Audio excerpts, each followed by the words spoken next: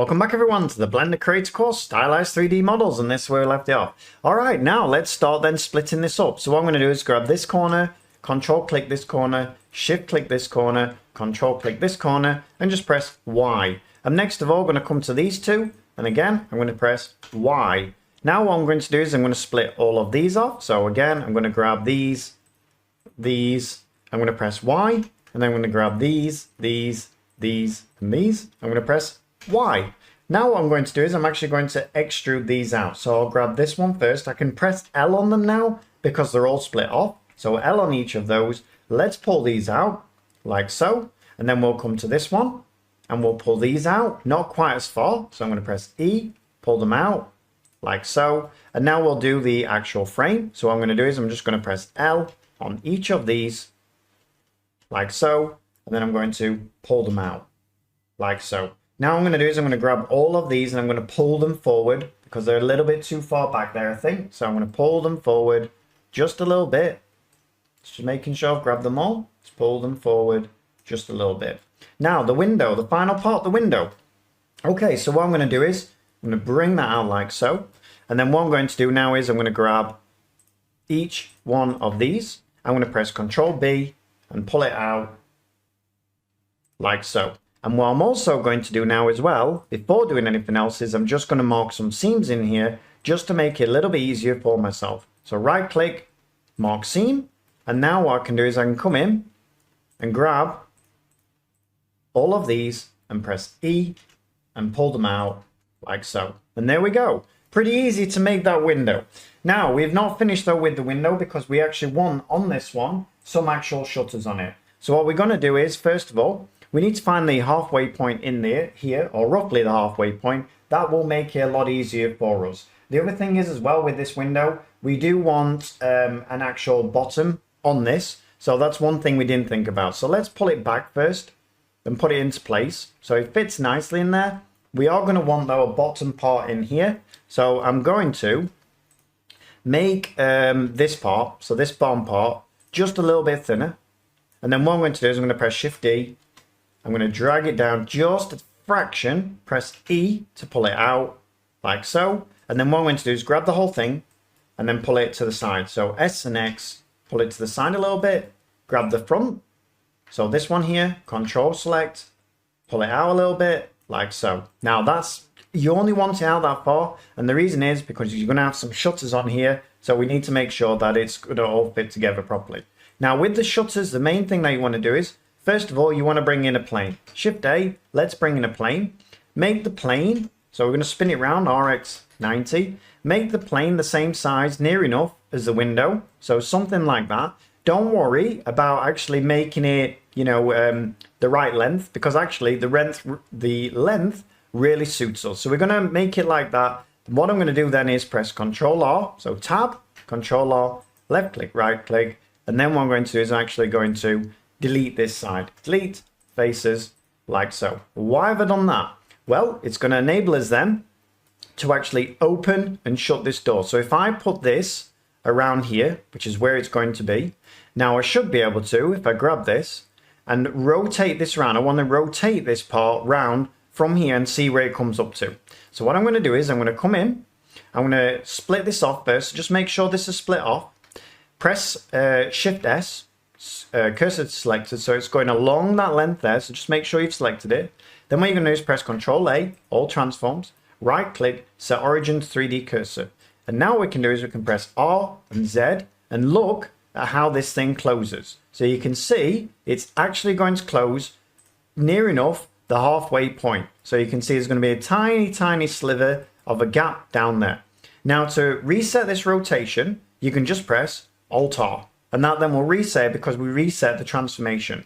Now I'm not going to do that quite yet because what I want to do first is I want to press 1 on my number pad, and I want to pull this out a little bit more towards this halfway point. So I'm going to pull it out just a little bit. So now that when I've got the one on the other side, they're going to nearly touch. That is what I want because these obviously are shutters. Now let's press Alt R and put it back to where it was. The other thing is you can also, if you press S, and you want to reset the scale, you can just press Alt S as well. So it's a really good way of actually working with these parts.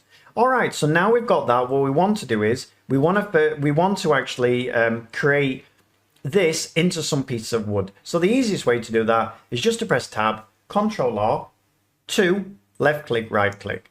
And what I'm going to do now is mark a seam. So I'm going to press right click, mark a seam. And then what I'm going to do is press Control R, bring in a few edge loops like 4 or 5, left click, right click, like so. Now what I want to do is I want to actually mirror this onto the other side. So I want to mirror this over here, and then before I do anything else, because it's going to make it a lot easier for me. So what I'm going to do is, instead of the actual orientation being in there, I want it to be in the middle of my window. So what I'm going to do is I'm going to come to my window, grab this right in the center, press Shift S, cursor selected, and then what I'm going to do is come back to this shutter. I'm going to press right click and set origin to 3D cursor. And now I'm going to come over, add in a modifier, generate a mirror, and that then is going to put it on the other side. Now the good thing is, on here, as you can see, we can't really see anything on this side, but if I click this on, now we can see that this is mirrored with these parts in place. That's the most important thing that I actually want, because I want to be able to randomize these a little bit. So what I'm going to do is I'm going to just turn that off a minute. And then what I'm going to do now is I'm going to actually apply this mirror. So Control A, let's apply the mirror. And then what I'm going to do now is I'm going to come in and split these up. So L and L and L and L and then Y, and split them up. Now what I want to do is I want to actually pull these apart. So I'm going to grab all of them. I'm going to make sure that I'm on individual origins, S and X, pull them together, and you can see now that they're actually split up. And now what I want to do is we actually want to probably come in and try mesh in, transform, randomize, and then bring that all the way down. And hopefully 0.1 should do it. Now you can see that these are actually looking pretty nice, pretty different from each other. That is exactly what we want. Now the last thing we want to do is just make sure anywhere they're not quite level, we can come in and just make them a little bit uneven. R and Y also works, so you can make them a little bit uneven like this. And finally now, what we can do before finishing with these parts is we can come in and we can add in a solidify, or we can extrude them, whichever way you really want to do it. It doesn't really make any difference. So what I'll do is I'll press Control A, all transforms, right click Origins 3D cursor again, and then I'm going to press Tab, A to grab everything, and then E to pull them out like so. Now the one problem you're going to have when you pull them out with E is maybe because they're already at an angle. Are they already at an angle? Maybe they're not actually, so maybe we can get away with that. So I'm just going to pull them out like so. All right, so there we go. I'm pretty happy with those. Now the next part we need to do is we need pretty much another piece of wood behind these, on these edges here, and from there we can actually attach our hinges. If we don't have those in, we won't have anything to attach the hinges. They wouldn't really be attached to the actual windows. So let's bring in a block of wood. So what I'm going to do is I'm going to press Shift A. I'm going to bring in a cube. I'm not going to use any of the ones we've already created. I'm just going to bring it in just a bit higher than this. So I'm going to press S and Z, pull it up into place, and then I'm going to make it a little bit thinner. So I'm going to press S and then S and Z, pull it up into place. And then what I'm going to do now is I'm going to put it into place. So it's just behind those there. And now you can see that we should, if I pull this out a little bit, so pull it out a little bit, not quite in front of there. So just about there, and then grab my windows and pull them back just a little tad. I should now be able to put in a hinge on each of those, and I'm just making sure that then I can actually close it. All right, so I think I'm happy with that. Let's see now if I can put my hinges in here, and if we're gonna, it might be too big of a gap, as you can see, which means I might need to pull this out a little bit. I'm thinking that it probably is actually. So let's pull it out a little bit, and then we'll work on actually pulling these bits out. You can see down the bottom, it's fine. It's just up at the top, this bit I need pulling out. So let's go to this bit, just pull it out a little bit, like so. There we go. All right, now let's think about our hinges. So the way I'm going to make hinges actually is going to be a little bit different. You probably wouldn't think to start with a hinge with a cube, but I am. So Shift A, let's bring in a cube. Let's make it smaller, like so. Let's bring it into place where we actually want it. So I'm going to put it something like there. And then what I'm going to do is I'm going to press S and Z, pull it out like so. And let's pull it into place. like so. All right, that's looking pretty nice. Now what I want to do is I want to bend the parts off and create this into an actual hinge. So the way I'm going to do that is I'm going to press Shift H to isolate it out. I'm going to come in, give 2 edge loops or 3, let's think, 2 edge loops. So left click, right click. Then what you're going to do is you're going to bevel those off. So Control B, like so.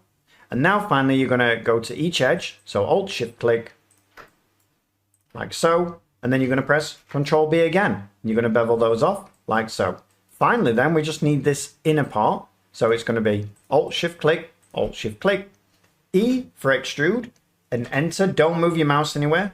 And then Alt and S, and you should be able to bring them in like so. And there is a nice stylized hinge. Now let's right click and shade auto smooth. Let's press Alt H to bring everything back. Double tap the A, and there we go. There is our actual hinge. And hopefully we should be able to close this on the actual window. That's one thing we need to check before we finish. So what I'm going to do is I'm going to split this one off from this. I'm going to press on edge select LLL.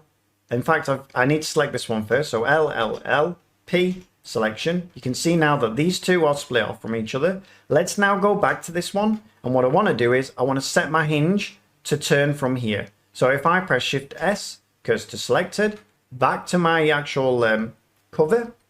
I'm going to press right click, set origin, 3D cursor. And now if I press R and Z, we should end up with it closing like so. Now what I want to make sure, as you can see, it's a little bit too close to that, and that's not something we want, so I need to pull it out a little bit and then rotate it back. So that's perfectly okay if it's like here. So we need to close it like there and then pull it out like so, and then we need to fit in our other part. So we can see here that we need to fit in this as well. So I've pulled it out. Now I need to pull my hinge out like so, and now I need to pull my piece of wood out just to make sure it's all going to fit in together. And finally then I need to pull the bottom window out. But now at least we know if I press Alt and R that this is going to actually fit into place. The one thing I can see is we're still a long way out. So I think instead of doing it this way where we're pulling this out constantly, I think what we'll do is we'll grab our hinge, we'll put our hinge on this, and then this piece of wood can go back like so. And what we'll do is we'll just create another piece of wood. So Shift D, we'll bring this piece of wood out, we'll press S to make it smaller, and then we'll bring it out and put it into place like so. And I think that way it's going to work much better. Now it looks a lot more realistic. So now I'm going to do is just press S and Z just to make sure it's a little bit bigger than the hinge like so. Double tap the A. And I think now that's going to look a lot better than what it did. All right, so on the next lesson, then we'll get this actual finished. And then what we'll do is we'll actually get all the materials on. And then we've got a beautiful window that we can use over the other parts of the other build. All right, thanks a lot, everyone. Hope you enjoyed that. See you on the next one. Bye-bye.